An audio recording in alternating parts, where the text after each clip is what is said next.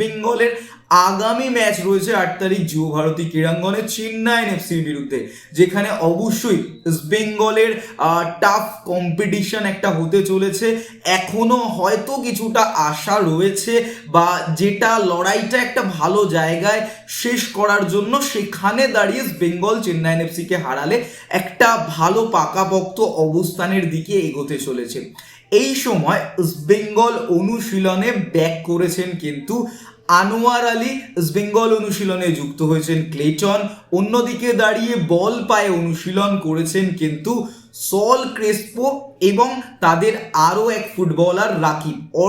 আমাদের স্মার্টফোনটা আরো অনেক বেশি আকর্ষণীয় করে তোলে তার ব্যাক কভার, অবশ্যই নতুন একটা লুক আসে।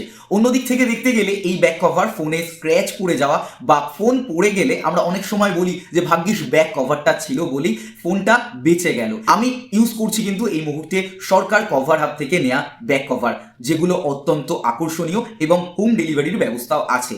তোমরা যোগাযোগ করতে পারো নিচে দেওয়া হোয়াটসঅ্যাপ নাম্বারে 8617200971। এই হোয়াটসঅ্যাপ নাম্বারে তোমরা যোগাযোগ করে আরও ডিটেলস তথ্য জেনে নিতে পারো সরকার কভার হাবে।